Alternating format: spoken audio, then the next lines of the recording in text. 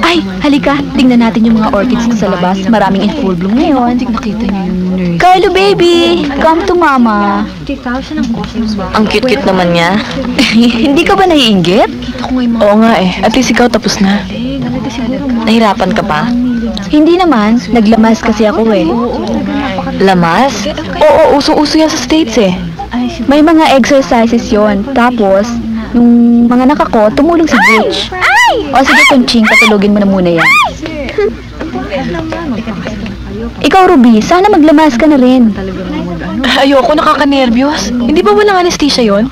Wala, natural childbirth yon. Kaya ang feeling namin ni Butch, we're very matured na. Buti pa si Butch, mayaman na yun. Ang ganda ng bahay. Ay, nyo, Lalo. Periods na naman. Ng 2 points. Pare, thank you ah.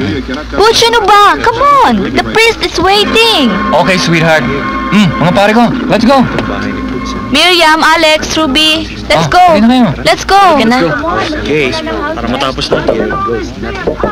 Tara. Pare, come on. Pards, let's go. Pangilan na ba yan? Ikaw naman oh, wala pa nga to sa kota ko eh. Halika na nga.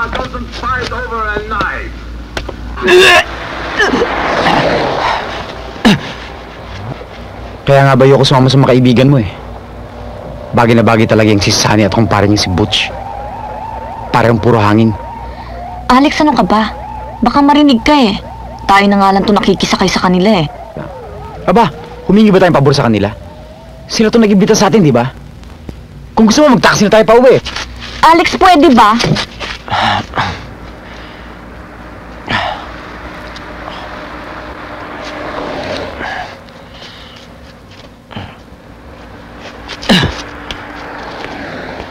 O, kumusta na siya? Masama eh. Alex, pwede bang ikaw na lang mag-drive? Alex, ano ba? Oh, dahan-dahan, Sunny. Ano ba, Sunny?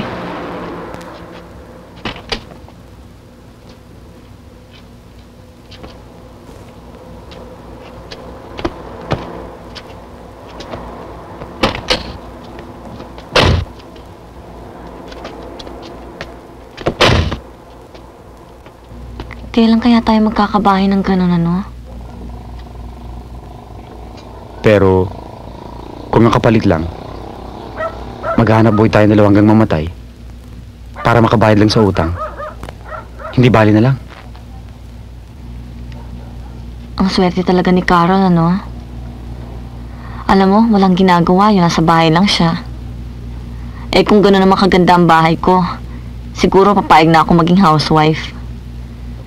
Nag-aalaga lang siya ng mga orchids. Nag-aalaga nga ng orchids. Sino man kaya nag-aalaga sa anak niya? Yaya lang. Anong klaseng babae naman yun? Kanina nga eh. Tinitigan ko siya. Napag-isip-isip ko na kawawa naman asawa nito. Maagang mamatay.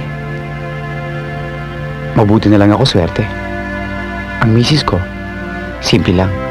Hindi pa maluho. Simpleng bahay lang naman ang gusto ko eh. Hindi naman katulad nung kay Carol. Sobra na yon. Kahit na maliit lang, basta kumpleto sa gamit. Para sa akin, kahit saan pwede na.